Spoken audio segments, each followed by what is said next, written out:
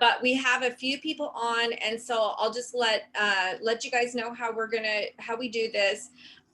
We will bring you on over as a panelist, and so you need to turn on your video, and then we can introduce each other, talk about what we do in the fashion or beauty industry, and then tell us what kind of resources you're looking for, and just basically what you need help with, and then everybody on the call has the opportunity to send you a chat, give you information and leads, etc. So there is a little raised hand icon if you want to use that to communicate, or if you want to say something. Please feel free to start sharing your information in the chat. Share your website, share your Instagram, so everybody here can get connected. So I'm going to go ahead and I'm going to bring over Amy and see ML Kennel. We've got Rena. Let's see. Be sure to turn on your videos. Let's go to panelists. We've got Dakota, TG, and Timothea. If I messed up your name, please forgive me. So, okay. Let's see, we've got one more person trying to get over. Okay, so then as more people come on, because people do come on usually a little bit late sometimes, we can bring them in. But let's go ahead and do a couple of formal introductions. I'm Melissa Shea, the CEO of Fashion Mingle, a global networking platform for fashion industry professionals. And Shireen, would you like to introduce yourself? Yes, thank you, Melissa. I am Shireen Movahed-Rakocevic, the founder of Rakamova Law, where we help you set up your business for success, from your corporate needs, your commercial agreements, your IP and brand protection. We can do it all, and look forward to helping you. Wonderful. And Amy, would you like to unmute and introduce yourself? Sure. Thank you, Melissa, for this opportunity. My name is Amy Ashworth. I am the co-founder and partner of AC Ashworth and Company. We do custom clothing, and we're pattern makers. So we are instrumental in helping new fashion designers or established fashion designers get their patterns ready, production patterns, and pretty much taking you from the idea until you're ready to bring your design to the factory. So just work very heavy in product development with the designers, and we give you our personal attention. And, where are you located, Amy? We are in McDaniels, Kentucky. Oh, so, okay, awesome. Yeah, about 50 miles outside of Louisville, but with the internet and things like that, we've had very successful interactions with people from out of state too. So yeah, and we have a really nice active group in Louisville that we've done a lot of work with. Are you involved in the fashion industry in Louisville? No, not okay, so well, much. we should definitely connect you, because there's like a couple of, there's boutique owners that do custom clothing, event producers. There's an influencer that's on one of our teams. So I'll make a note. It's good to get connected locally, because yes. You could get some business through word of mouth referrals and stuff. Oh yes, absolutely. Yeah, I'd like to meet them. Awesome. Okay, Dakota, would you like to unmute and introduce yourself? Hi guys, I'm Dakota. I'm a fashion designer and mostly doing costumes oh, wow. in and around New York City. I also do a lot of freelance work in fashion productions for fashion shows and Fashion Week. I work the door at New York Fashion Week the last few seasons, not last year, but the seasons before that, like managing flow to and from the shows and working with backstage and stuff. And then recently I've gotten into costuming for a bunch of small like short films and for Kaufman theaters over in Brooklyn and the New York Buteau Institute and a bunch of like kind of like avant-garde theater institutions here. And yeah, looking to meet other people that are interested in fashion and excited to talk to all of you guys today. Yeah, it's I'm thrilled to meet you because we do have some opportunities coming up where we're going to be expanding over a fashion mingle over into the theater industry. So I'll set up a time. We've got some things that we're talking to people about and getting our platform ready to do, where we're going to be expanding into different mingles. And one in particular is the theater industry, because fashion and beauty cross over into theater so much, and we want to be able to bring in more people from the theater industry who need resources, and kind of build out a fashion mingle for the theater industry as well. Oh, that's awesome. I would love to also pick your guys' brain about moving over more into fashion, because I'm always thinking about how to like take these like wearable garments and try and make them a bit more commercial, and how to make them a little bit more sellable and do them to scale. So I think I'm in the right place. Yeah, definitely. I mean, we usually have we have different topics each week. And so some of the experts we bring on are in production. And so, we could definitely, I could share some videos with you of some of those people that from our previous masterminds that, you might want to connect with. And then maybe we can set up a call soon. We're going to be doing some things during New York Fashion Week. We have several members that are producing events. So we should definitely connect and see how we can work together over Fashion Week. Yeah, I've actually showed in February with my first like runway collection with hiTechMODA. So that was really cool. I got connected with Kat and ended up showing like 12 or so looks, and that was really fun. So awesome. Yeah, Kat is a great resource for Fashion Week. So that's wonderful. Well, let's bring on Rena. And Rena, unmute and introduce yourself. Hello. It's pronounced Renee. Oh, Renee. Oh, yes. Okay. Sorry about that. No way you would know. I always have to butcher somebody's name.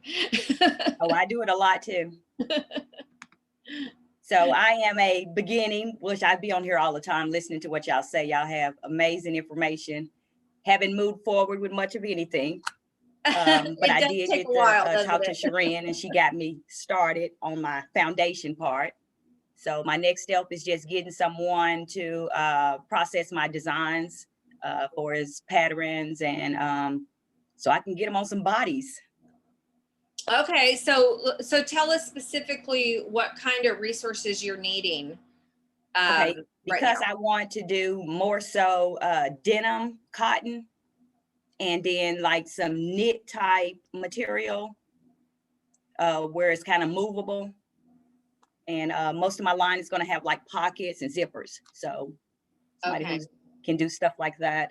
It's mostly women's clothing is what it is. I have jackets, I have skirts, I have some shirt dresses. So it's a whole lot. It's like 30 things. So, but I'm starting small.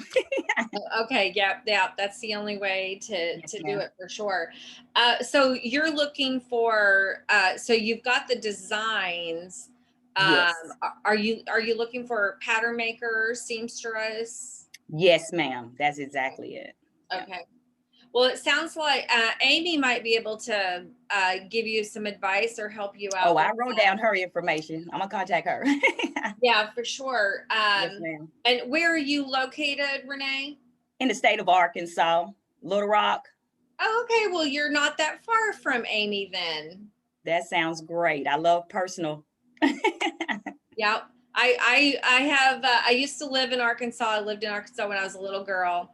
And one of my favorite memories was we took a trip to the Capitol in Little Rock. And back then you could literally walk into the governor's office and meet him. And I did. And he gave me a little rock, which I loved. And I've been interested in politics ever since. Oh my. I was so impressed. I got to meet the governor and he gave me a little rock.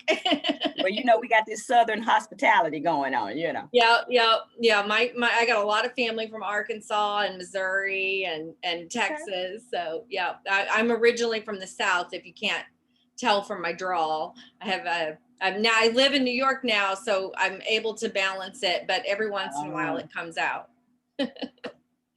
So, well, that sounds great, Renee, about needing a pattern maker and seamstress. I know Amy shared her information in the chat.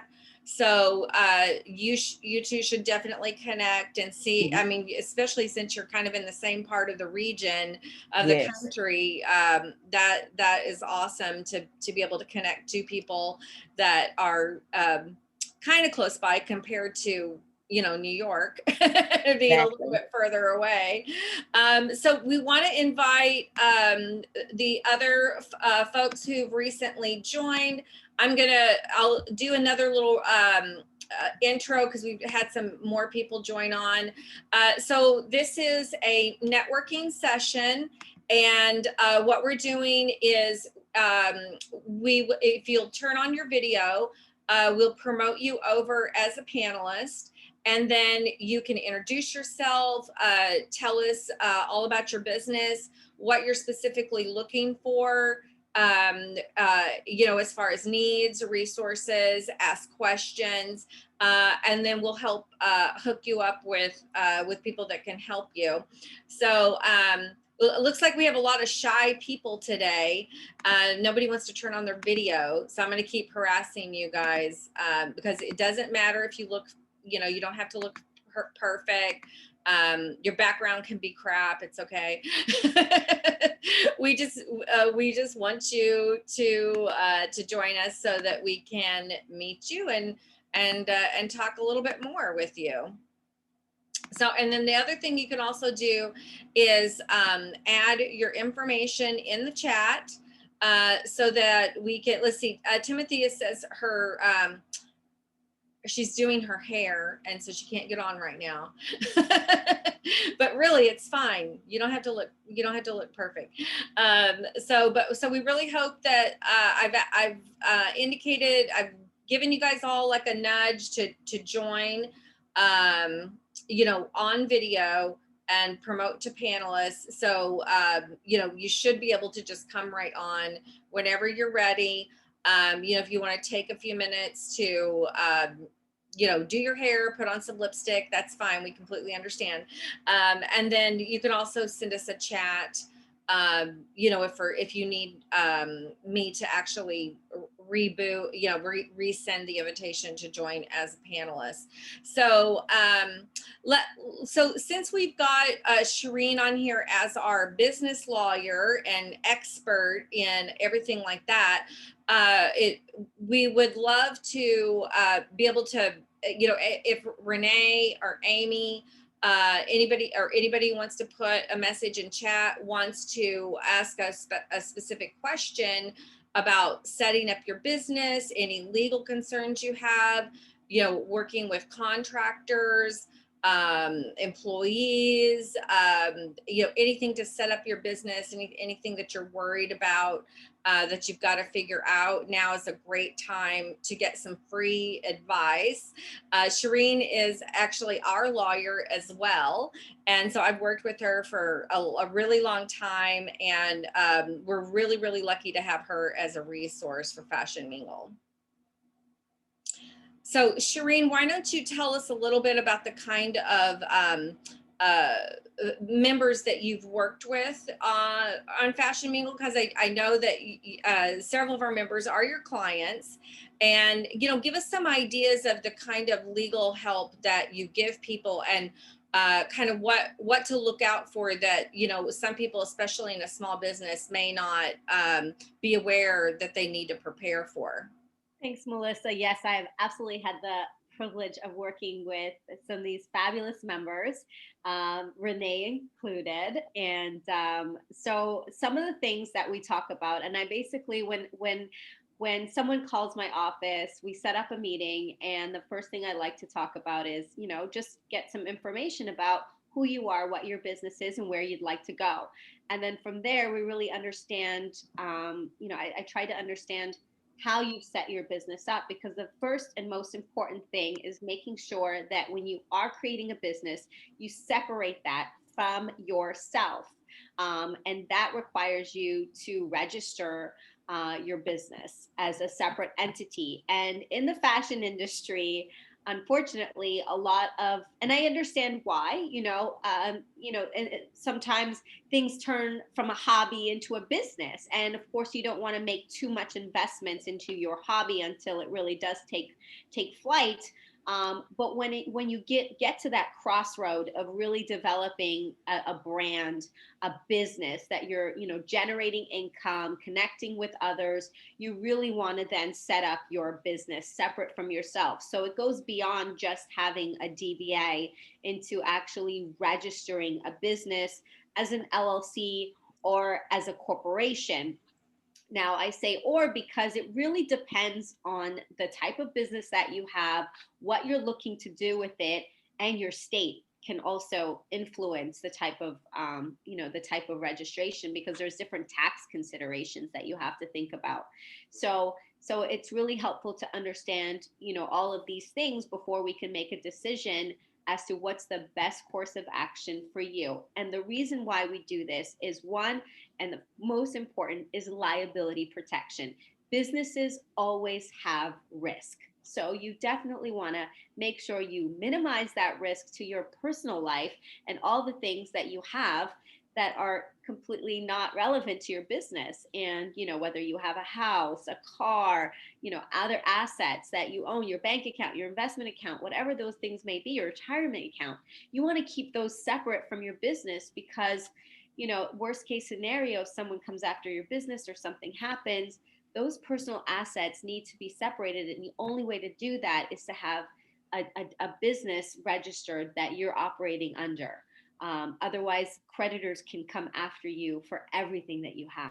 And unfortunately, I've seen that happen far too often to want that for anyone, especially our Fashion Mingle members. So that's the first thing that I always talk about, is making sure you've got a business registered that's separate from yourself. And then the next thing is, of course, if you've got a brand, then you've got to think about registering your trademark. The name, the logo, the slogan, whatever it is that associates your brand and separates you from anyone else out there. And that's really your ultimate intangible asset. It is the greatest asset that you'll ever own, is your brand, because that's really what you're working towards. I mean, the products that fall under those brands, yes, they have a value and a cost associated with them. But at the end of the day, what you're building is your brand reputation. That's what's going to bring people to your door. And you want to protect that. And you do that by registering your trademark with the U.S. Trademarks Office. And then, of course, when it comes to the content, the pictures, the videos, all those things would be registered as a copyright with the Copyright Office. And again, the difference between just having those things and registering those things is you get statutory protection. And the reason you want that is because it covers any attorney's expenses that you have to, if you have to go after anyone, then those would be covered. And more importantly, the damages, right? So if someone infringed on your brand, took your name or took your pictures or your designs and put them on their website, on their Instagram, and tried to sell it off as yours, then going after them, well, you have to prove what you lost, and proving that the customers went to them instead of you, and that you lost revenues as a result of that, is incredibly difficult and very expensive, because you'd have to hire an expert to sort of show that. But if you just registered it, then you can rely on statutory protections, and the damages are anywhere from $500 to $150,000 per infringement, and you can just ask for them. You don't need to show those damages. You just ask for them. So it really makes a huge difference when you go to actually protect and enforce your brand, to have statutory protection behind it. And I've seen brands fail and lose business because they couldn't afford to go after those that were actually taking their things, because they couldn't afford the fees. They didn't register, they didn't do the proper protections, and now fighting someone else for that costs way too much money. And they ended up folding, closing their shop, and starting something new. So definitely don't want to see that. So that's definitely another aspect of protecting your brand, is registering the trademarks and the copyrights. And of course, with registration, you also have the ability to license those things and have an additional source of revenue. If you don't want to sell your product anymore, you've got a beautiful design like Dakota. He makes beautiful designs. He doesn't have the time to start manufacturing these things and setting up his own e-commerce platform, but maybe there's another business that can actually sell his designs on theirs. So he would get into a licensing agreement. So the first step of making sure that of the licensing agreement is to have that brand protection. So then you can get paid to then license that that trademark and all of the things associated with your brand to someone else to sell it, and then you would just collect the royalties or whatever agreement that you enter into. So you have the ability to now make money off of your brand, as long as you take the time and effort to invest in protecting it first. Yeah. Dakota, I'd love to know, like, where are you with your business? You're a costume designer, so I assume that's freelance work with different theater companies or movie productions. Yeah, and I had a question for you as well. Kind of on the same note, do you foresee any problem being freelance? I feel like I have a variety of different work. Do you foresee any issues with doing all of that work under one LLC? For instance, merging like my freelance with like the products that I sell, and the because they are all kind of variable. For instance, like my production work is kind of merged with my like design work, which is merged with and when you say production work at Fashion Week, are you talking about the production of garments or the event? Oh, I'm sorry. Yeah, no, not manufacturing of garments, but working behind the scenes, like all sorts of things, from getting venue assistant jobs, and I've done my CV is crazy, but it's hard because it's hard to differentiate them because freelance is so kind of chaotic. But as I start like selling things a little bit more, I've been selling things off as by piece. So it's been very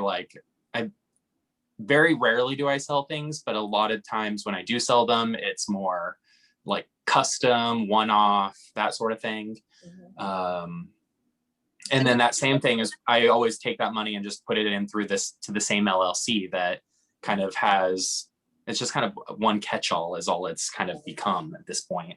Is that okay, Sharon, for all the different freelance gigs and different ways he sells money, to just have them go into one business? Yes. Well, when you have a situation, as Dakota explained, where you're sort of a serial entrepreneur, you've got various businesses, and you've got your toes on a few different things. The first thing you want to do is obviously it's good that you started the LLC. But what I would recommend doing for your own benefit, and also when you're working with others, you don't want them to confuse one business with another business, especially if the title, you know, if a production company and now you're making a garment for somebody, and that could be confusing to them. Yeah. So what I would suggest at the beginning, until you really start to make serious money in one particular area of the businesses that you're working with, one particular industry, then, you know, it's fine to do it under one LLC, but I would recommend having DBAs. So for each of the different, you know, lines of businesses that you have, the production company. So depending on what the title of your LLC is and how that relates to the business that you're actually performing, I would change and have a DBA for the different other businesses, and it would flow through the same. Excuse me. It could flow through the same because, you know, you're generating a little bit of income from here, a little bit of income from there. It might not necessitate the cost of having separate LLCs at this time to maintain and manage. Have it all through there. Just, you know, you just have to pay for the registration of a DBA. That's it. And that's like really cheap, right? Yeah, that's like I think it's under $100 for the registration. Do you do it online, or do you can do it online? You can do it online with the state of New York, with the corporations. Department of Corporations. You can go and you can get the form. I would suggest, the thing about the form, they don't tell you this, so I'll tell you this great tip.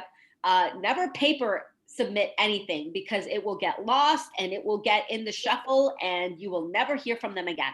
So I would recommend, whenever you're doing a paper submission, they have a fax number. You just have to search for it.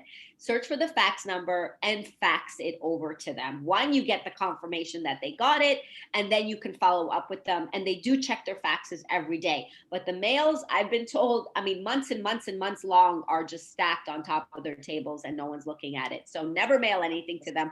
Fax, or if you can do an online submission. But with a DBA, you have to get a paper submission and then just fax it over to them.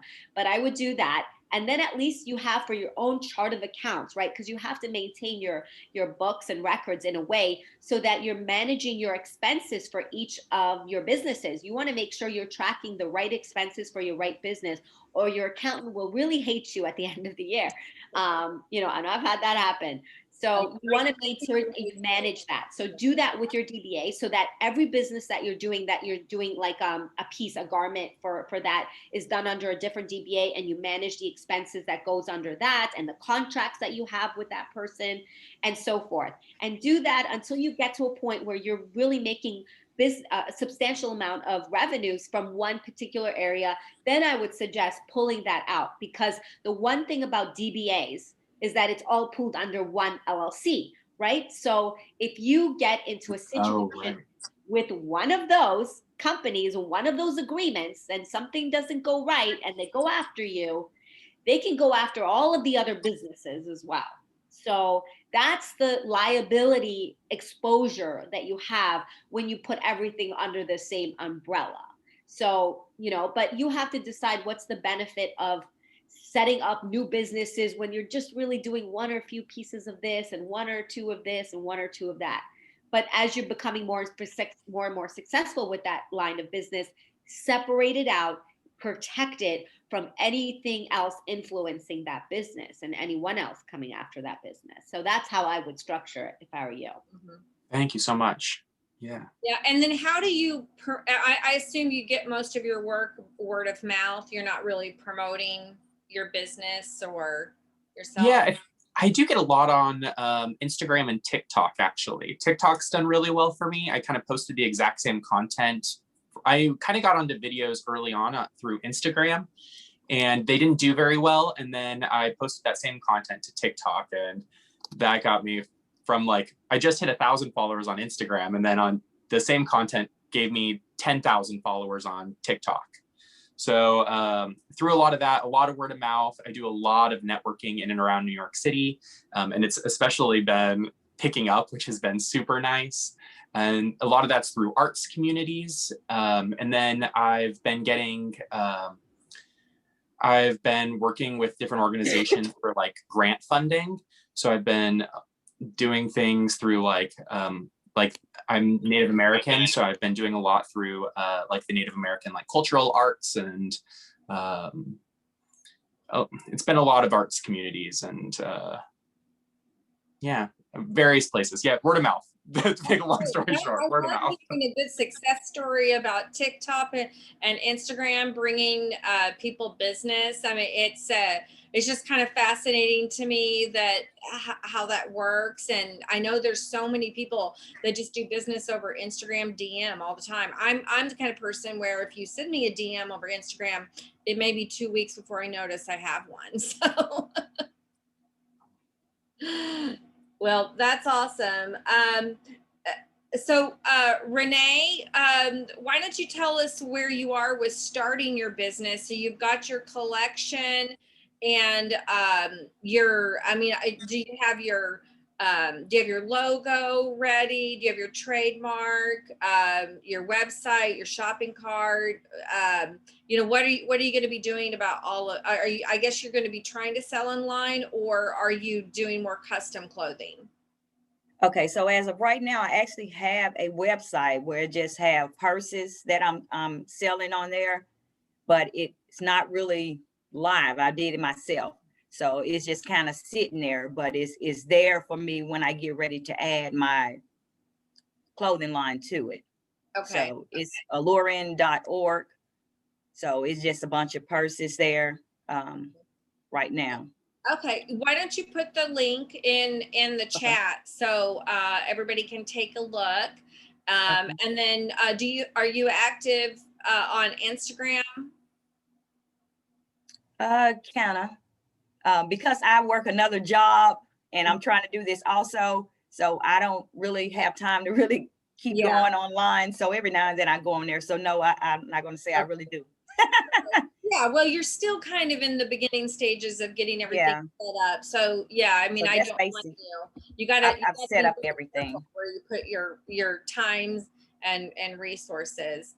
Mm-hmm. Amy, I'd love to know how do you get your business? Is it mostly from word of mouth or previous clients, or do you do any marketing? Oh, you're on mute.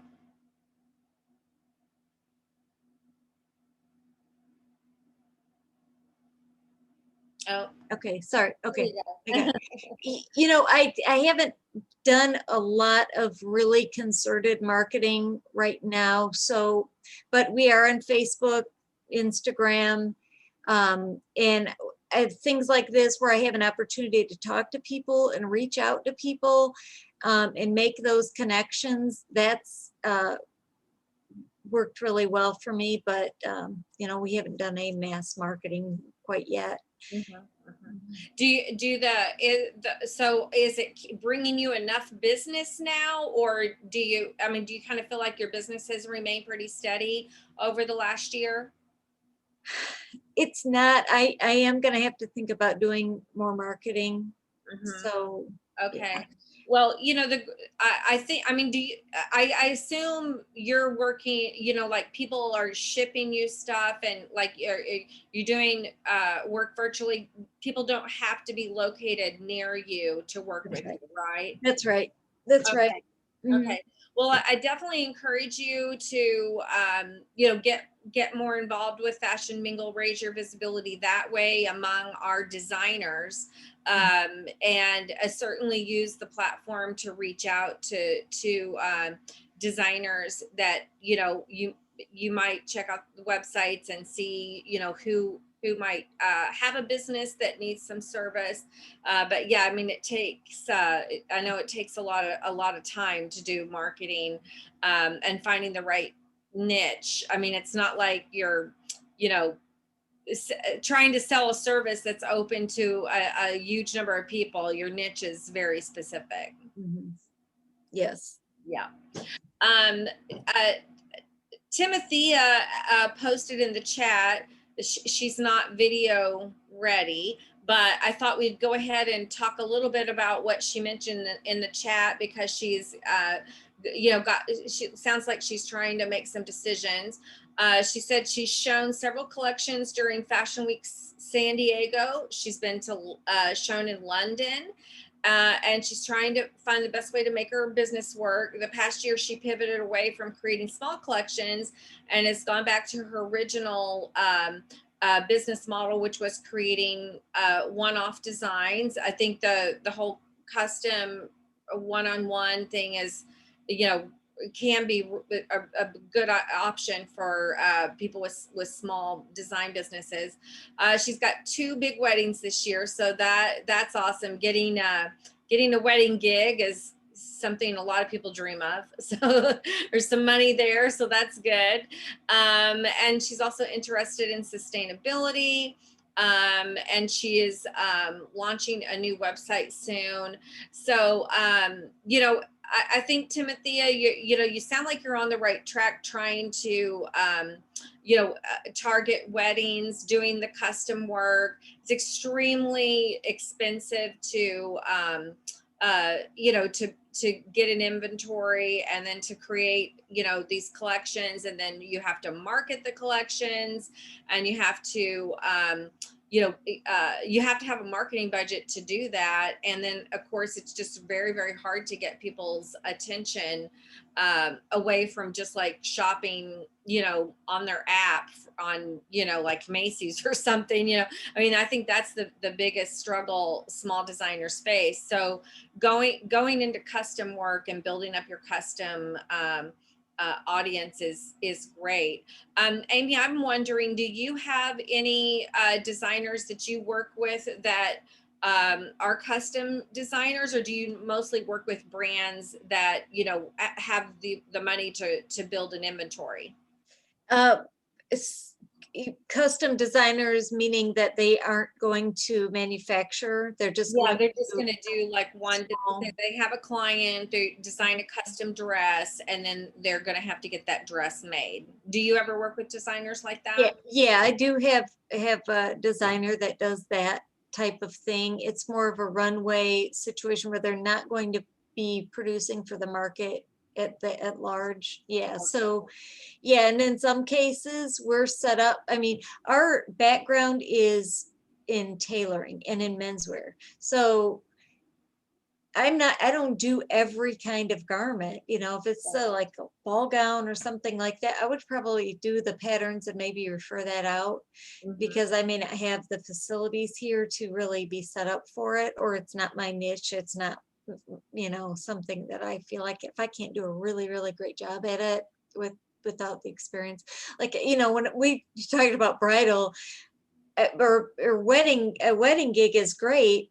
I would do the menswear or bridesmaids sometimes, but I don't want to do wedding dresses. There are so many people who can do that, and that's all they do, So yeah, there's our specialty and where it is. Sometimes we do have people.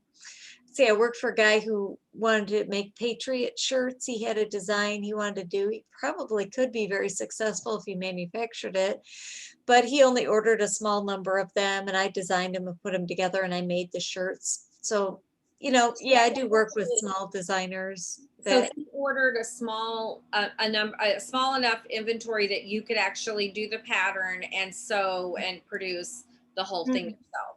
Oh yeah, I can do batches up to 50.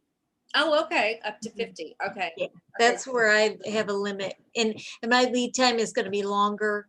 But that's just where our facilities are right now. So, somebody wanted to make t-shirts, but they weren't sure they wanted to be a huge investment in getting thousands of them. They can come to me for a small batch, have a sale, and then maybe have the momentum to get it done by a larger facility. Yeah, it's a great way to test out designs and find out if your market is interested in that. And I think that sounds like, Rena, a good strategy for you as well, because you want to get perhaps a small. Are you planning on doing some inventory, or are you focused on just custom design? I don't want to do an inventory. What I want to do is maybe do like a little bit, maybe 10, just to see where everybody at. Because what I'm going to be doing is doing a bunch of fashion show type things going on. Okay. This is how I got my thing going. It's going to be like a recording, inviting people in. They're going to be recording it, send it out to their friends, and then see what people think about it, and see if I need to go further with it, change something. I'm going to start off kind of like that. Okay, gotcha. Okay, let's see. We've had another member pop on, Bria. I'll just make another little announcement since Bria just joined us. Today we're doing a networking session where if you have your video on, I suppose actually you could keep your video off and you could just come on over on audio and to introduce yourself. Maybe people would like to do that instead. I always like to have the video on so we can really get to know you. But if you want to just come over and actually ask questions, introduce yourself, tell us about your business over audio, that's perfectly fine too. We've done that in the past. Let's see.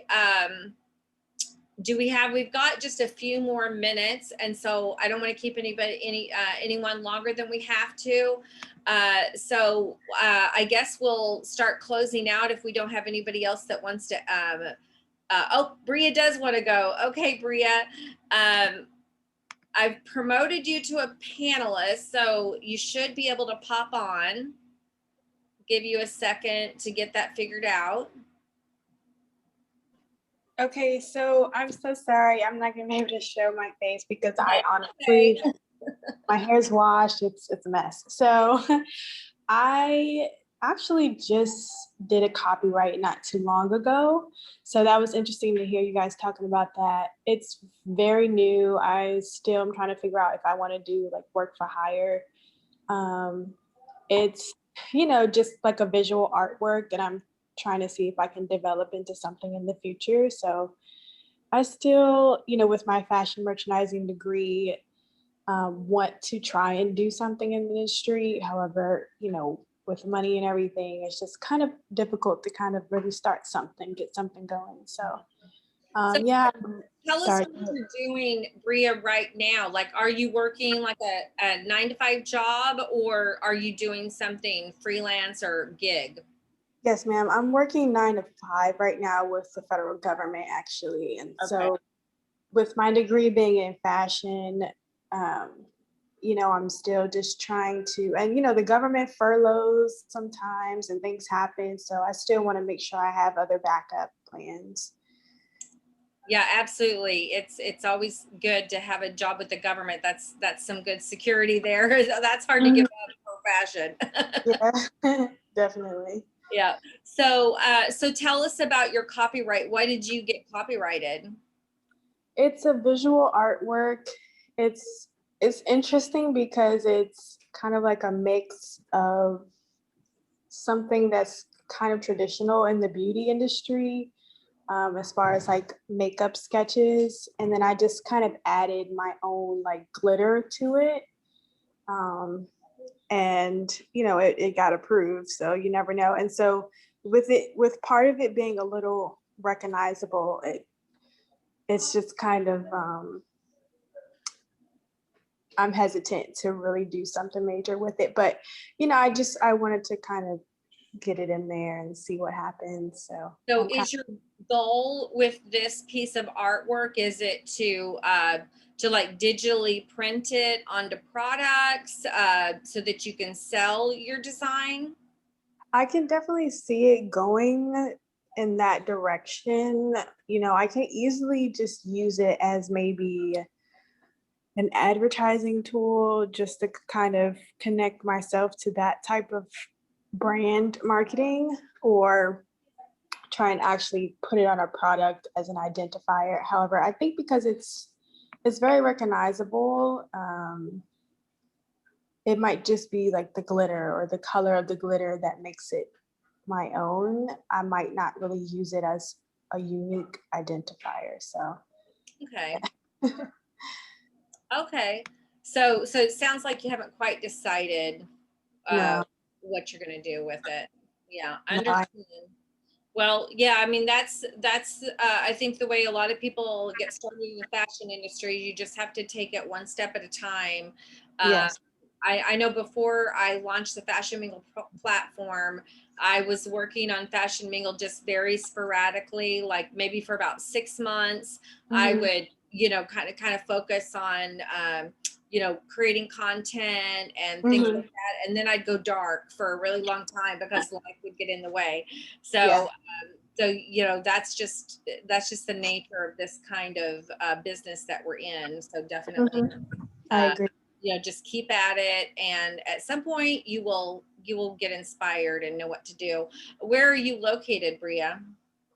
Well, I'm back on the East Coast side. I was in New York for a little while. I moved a little back home to like the Maryland area. Okay. So, yeah, I think I found she's like a business lawyer. I have connected with someone locally. I think I want to see what pops up, because sometimes it's hard to tell what all is out there copyrighted or, legally connected to companies. So I'll probably try and connect with someone like that and just see what I could possibly do. I don't want to get into any trouble though, so. Gotcha. Well, Bria, I would be happy to talk to you about it because as you're talking, I mean, I have a lot of ideas that is going through my mind, but of course, we can save that to discuss because there's certain things that, as you said, if you're concerned that the image has some other familiarity to it, then there's a likeness issue involved, and that's another thing. You can have something copyrighted, but if you don't have permission of that person that is involved is also, image is in the picture, then you'll have an issue with the likeness aspect of it, and that could also be an infringement issue. So that's something we can definitely talk about so that you feel more secure about disclosing it. And then moving forward in the future, I don't know if you are familiar with NFTs. I mean, we didn't get a chance to talk about it last time. We'll definitely have to get it on our next one of our next Mingle Mastermind sessions. But an NFT is a great way for, visual works of art to, to be able for you to put it out there. And really, I mean, NFTs have gone for an extraordinary amount of money. So, you could sell it online in a digital format to someone if it's truly something creative and original, and someone could use that. So that's something else we could explore. But definitely, if you're concerned about aspects of that picture and having complete rights and permission to use all of that, because copyright is one thing, but that does not, they don't know whether or not the images in there are yours or not. So that's something you need to internally figure out as well. But we can talk about it, and I put my my email in there, so I welcome you to email me, and we could just get on a chat and just explore certain opportunities for you. Okay. All right. Okay, well, that sounds good. Let's see. I know Daniel popped in for a minute. Daniel, do you want to come back and introduce yourself and talk about your business? There we go. Hey, Oh, did you unmute? Yeah. Yes, I'm unmuting. Yeah. Okay, great. Yeah. Well, what I do is my site is Daniel Plus Lauren. It's a daily entertainment and fashion blog, which is, yeah, it's daily. And when I say daily, I mean daily. It's daily, nightly. It's sometimes could be a 24/7 job because you never know what the items are going to come down the pike as far as social media goes and such. I mean, and then you've got that gut instinct. Okay, whether you've written something before, I mean, do you write this again? Do you write it again, or something like, is this important? But if your gut is telling you to write it, yes, do write it, because you never know. It's not only hits, but credibility and what that can lead to. But what I've come to learn, I guess maybe in the last week or so, with all these copyright issues and such and all, like, what are you under? It's like, I mean, me writing a news site. I mean, you got that whole looking into the fair exception use 24-48 hour period. And then you also have to keep in mind the issue of tagging people a lot on Instagram, because if you gotta get to a point where you tag so much on a daily basis, then Instagram is going to interact and it's not going to let you put anything for a time. So my suggestion is only tag once in a while when you need to for key pieces like I write for Fashion Week or for this webinar we're doing now, and only use hashtags for the most part. That's well, because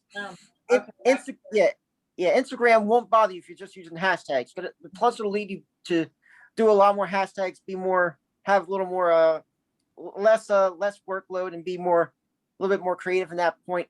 I mean, I also was like, at that point, what I want to figure out is it for me necessary to write about the people that I write about on an ongoing basis? I mean, the only reason I've written about that is because the last 14 months since we became a pandemic, I see it as like as being a virtual trade show, always ongoing. It's just to fill the void in the tenfold max capacity as possible. But at some point, what I want to think is, do I continue going on writing pieces, sometimes 24 items a day, and sometimes my weekends they're being redeemed as a weekday light where it's 16 a day, or just focus on writing the key piece I want to write about and just focus on SEO and them and get as much much as views and building up as much revenue as possible. So that's why I would definitely think about focusing on what your niche is, and looking at the articles that get the most views will kind of tell you what your audience is most interested in. But if you do have an area of expertise or an area that you're really interested in, maybe focus on that content, because then the search engine optimization would give you a lot more value. Once you if you SEO articles to really target the people who who want to read the kind of stuff that you have an expertise in, then you're going to attract more of those followers over time. And then you're actually writing about things that you care about. And you can build up your credibility as like a thought leader or an expert on a certain topic. Whereas if you're writing a lot of different articles, you have so much competition with, there's so many entertainment blogs out there. And of course there's the major players, which is impossible to beat. So I definitely focus on niche. How many years have you been doing your blog? I've done it for 5 years. And prior to that, I wrote for Examiner for 7 years. And so that's where that comes from. It's like with Examiner, it was a news site, and yes, I put myself in a position where I am competing with like so-called celebrity gossip blogs and the big players too, like ABC, NBC, all them. It's like sometimes I'm thinking, let's see, what if I were to SEO this thing at some point where I'm still doing 24 a day and I'm doing it ahead of them, I'm pretty sure that I would get more. But would they say something saying that I'm eating their lunch and I'm eating it badly? Well, I think it's really, really hard to compete against the large entertainment websites, just because, they're putting out so much content. They've already got they've already got the Google ranking that, they'd have to just quit posting altogether in order for you to have any chance of catching up, and they're obviously not going to do that. They have a huge team of writers.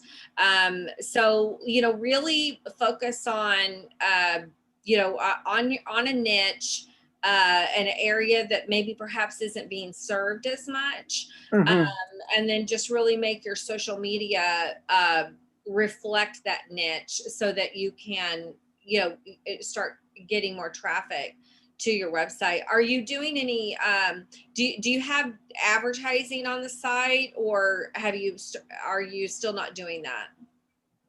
Let's see, I don't have I don't market, I don't search for advertisers. What I go through, let's see, the programs I have through WordPress are something called Word Ads, and then there's something called Google Sense, where if I get a certain amount of views, and that's why I'm thinking the SEOs are going to be vital sooner than later. That's when I'll start generating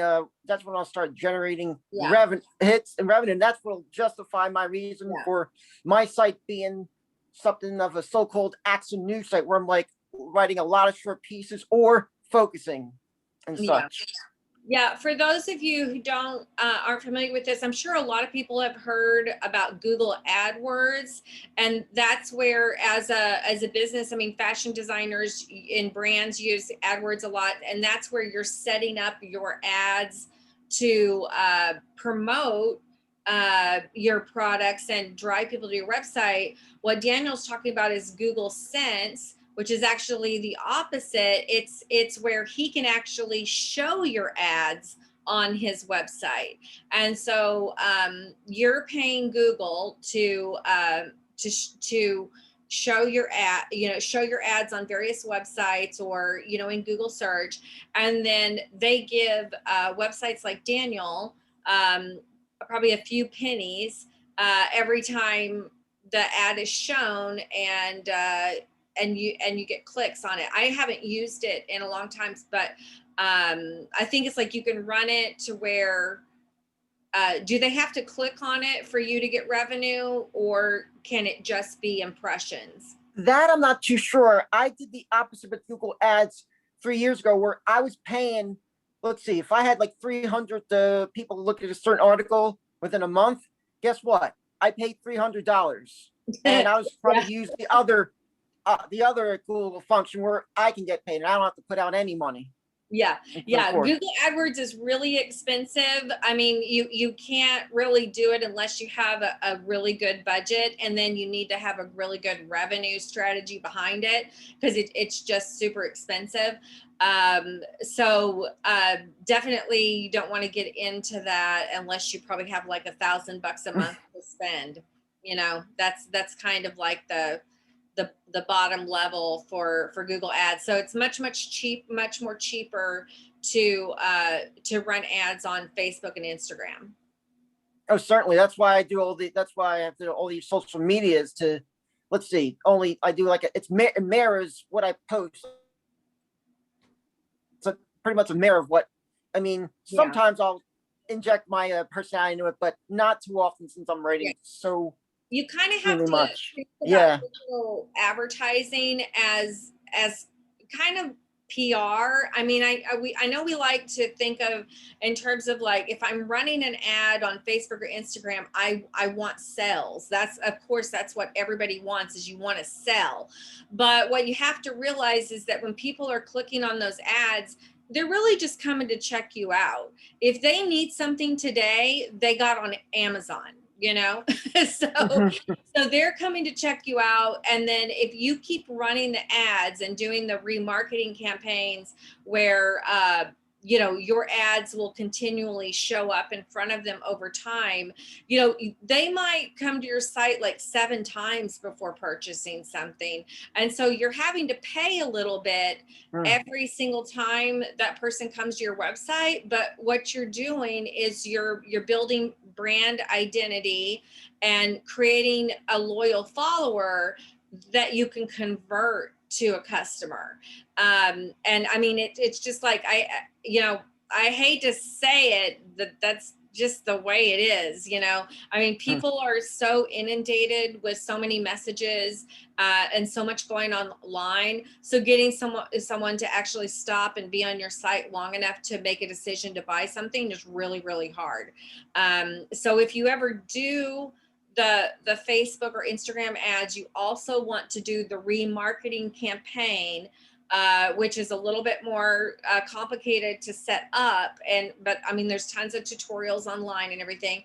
And so basically what you're doing is when the person clicks on your ad, they go to your website, and then that puts a cookie on their PC. And then when they're back on Facebook or Instagram, you can serve them ads again. So maybe like they came to your website, and then like maybe 3 weeks later, you're running another campaign and you run the remarketing campaign, and they'll start seeing the same ad. So it'll remind them, oh yeah, I really liked what I saw on that site. And so you'll go back to it.